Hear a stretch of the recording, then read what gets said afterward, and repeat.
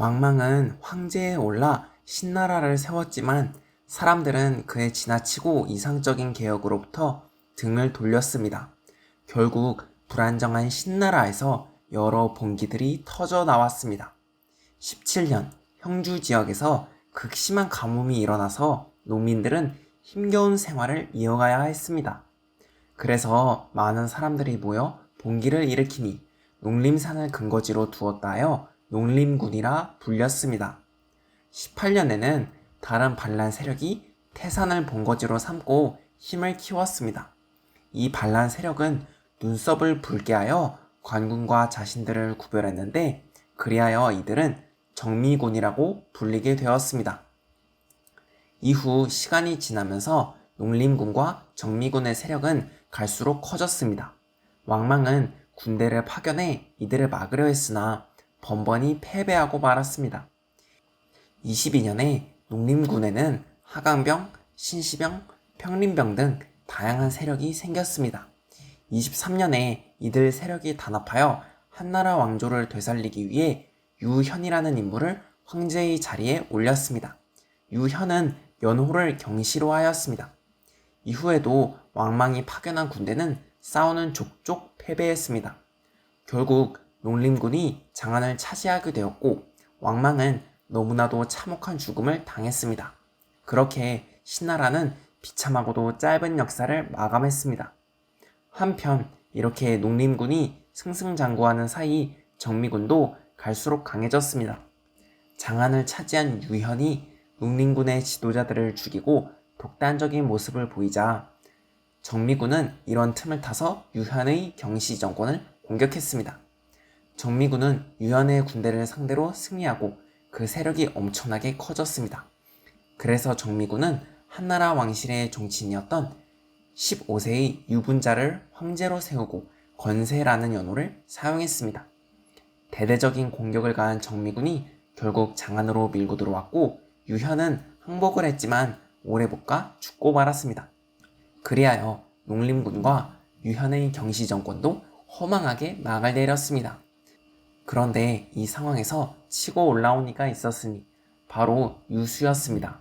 유수도 한나라 왕실의 종친이었지만 일단 상황을 파악한 그는 유현을 황제로 세우는 활동에 동참하고 경시 정권의 편장군이 되었습니다. 유현이 점차 농림군의 주요 인물들을 죽이고 독단적인 모습을 보이자 유수는 유현의 경시 정권과 점차 대립하며 자신의 독자적인 행보를 보이기 시작했습니다. 25년에 접어들어 유수의 행보는 더욱 과감해졌습니다. 그는 스스로 군대를 통솔하고 북부에 있던 다양한 세력을 몰아내서 자신의 세력을 크게 확장했습니다. 이후 유수의 부하들은 유수가 황제가 되는 것이 바로 하늘의 뜻이라며 유수의 황제 즉위를 추진했습니다. 유수는 3번 사양하고 황제의 자리에 올랐습니다. 그가 바로 후한의 광무제입니다. 이후 7월에 당시 경시 정권의 주유가 지키던 낙양을 포위하고 10월에 결국 주유의 항복을 받은 유수는 낙양을 수도로 정하고 공식적으로 새로운 한나라의 시대를 열었습니다. 왕망이 무너뜨린 한나라는 전한 또는 서한이라 부르고 유수가 재건한 한나라는 후한 또는 동한이라 부릅니다. 이후 유수는 남은 정미군의 세력도 무너뜨리고 유분자의 항복도 받았습니다. 그리하여 농림군과 정미군은 모두 역사 속으로 사라지고 후한의 광무제 유수의 시대가 본격적으로 전개되었습니다. 광무제는 다양한 대외 정책을 실시했습니다. 현재의 베트남 북부 지역에선 증자매의 저항이 발생했는데 광무제는 복파장군 마원을 파견하여 이를 진압했습니다. 그리고 광무제의 시기엔 북쪽의 흉노에도 큰 변화가 일어났습니다. 흉노의 선우 여는 자신의 조카였던 비에게 흉노 세력의 남부를 통솔하게 했지만 비를 완전히 믿지 못하고 양골 도후를 보내서 비를 견제하도록 했습니다. 이후 선우 여가 죽자 여의 아들인 오달제후와 오달제후의 동생인 포노가 연달아 선우의 자리에 올랐습니다. 비는 자신이 흉노를 다스리는 선우의 자리에 앉지 못하자 불만의 감정을 가지게 되었고 한나라에 귀순하려는 의지를 드러냈습니다. 그러나 양골 도후가 이러한 비의 귀순 의지를 포착하고 선우에게 이 사실을 알렸습니다. 그런데 이 상황도 비가 알게 되었습니다. 결국 비는 선우로 옹립되어 흉노의 남부 세력을 이끌고 한나라에 귀순했습니다. 그리하여 흉노는 남흉노와 북흉노로 갈라지게 되었습니다. 이후 남흉노는 북흉노를 공격하여 크게 후퇴시키고 한나라와의 관계를 더욱 강화하였습니다. 이렇게 광무제의 시기에는 한나라의 힘이 다시 강해졌습니다. 광무제는 매우 성실하게 정치를 했고 겸손함과 검소함 그리고 유능함으로 한나라를 안정시키고 발전시켰습니다. 57년에 광무제가 죽고 그의 넷째 아들인 유장이 황제의 자리에 올랐으니 그가 바로 후한의 명제입니다. 명제의 시기에도 후한의 발전은 지속되었습니다. 방고에게 전한의 역사를 완성하도록 한 인물도 바로 명제였습니다. 방고가 쓰기 시작한 이 역사서는 수십 년이 지나 완성되어 한서라는 이름으로 알려지게 되었습니다. 그리고 중국 역사상 최초의 절인 백마사가 지어진 것도 명제의 시기였죠. 명제 이후 장제 시기에도 후한은 더욱 발전했습니다. 반초라는 인물은 장제의 명을 받들어 한나라의 반기를 든 카슈가르의 세력을 무찔렀습니다. 이후 화제 시기에도 발전은 지속되었습니다. 거기장군 두헌이라는 인물이 한나라의 군대를 통솔하고 남흉노와 연합하여 북흉노를 공격했습니다. 두헌의 군대와 남흉노는 북흉노를 크게 무찌르고 매우 깊숙한 지역까지 나아갔습니다. 심지어 두헌은 현재의 몽골에 위치한 한가이산, 즉 연년산까지 나아갔습니다. 이후에도 한나라는 지속적으로 북흉노를 공격했고 북흉노의 세력은 결국 무너지고 말았습니다. 화제 시기에는 반초가 다시 서역으로 진격하여 대월지를 무찌르고 서역의 수많은 국가를 평정하기도 했습니다. 체륜이 제지수를 창안하여 실용적인 종인 체후지를 만들어낸 것도 바로 화제 시기에 이루어졌습니다. 그런데 후한에선 장제 시기부터 외척이 권력을 휘둘렀는데 그 외척은 바로 두씨 세력이었습니다. 거기장군 두헌과 그의 동생 두만은 엄청난 권력을 가지고 있었는데 화제의 즉위 이후 두씨 형제의 여동생이 황태후의 자리에 오르자 두씨 가문의 전횡은 더욱 심해졌습니다. 화제가 즉위한 이후 북흉노를 크게 격퇴한 두헌은 갈수록 큰 권력을 누렸습니다. 그러자 화제가 환관인 정중의 책략을 통해 두헌을 제거했습니다.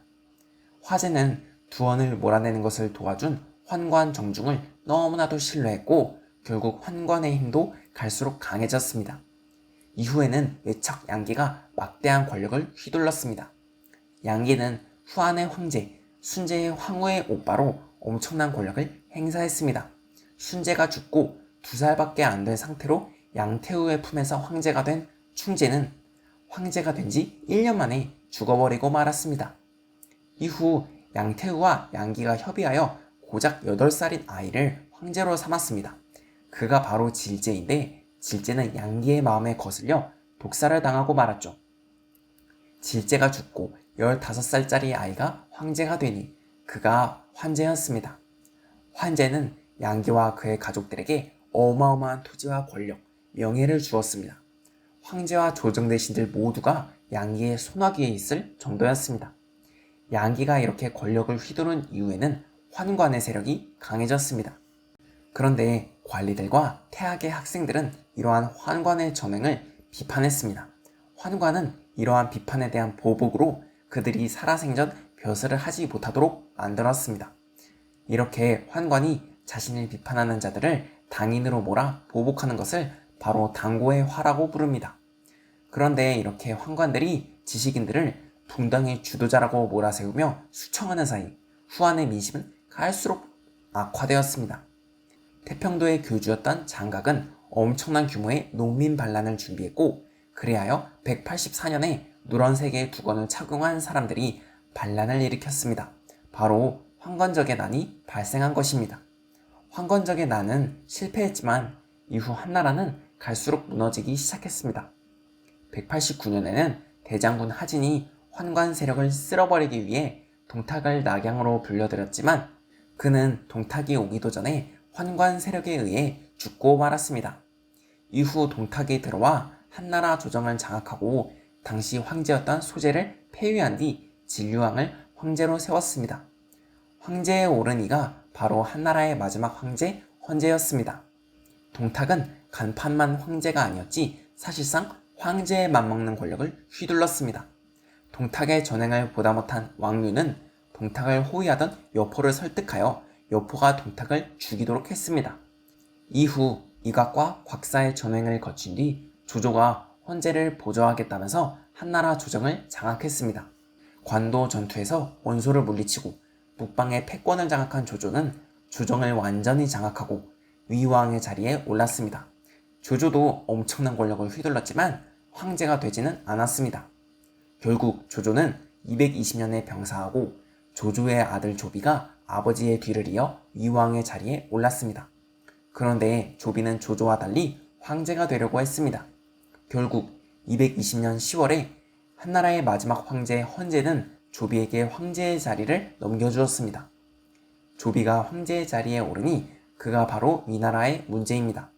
한나라는 유방의 건국 이후 기나긴 400여 년의 역사를 이어오다가 헌제를 끝으로 그 막을 내렸습니다.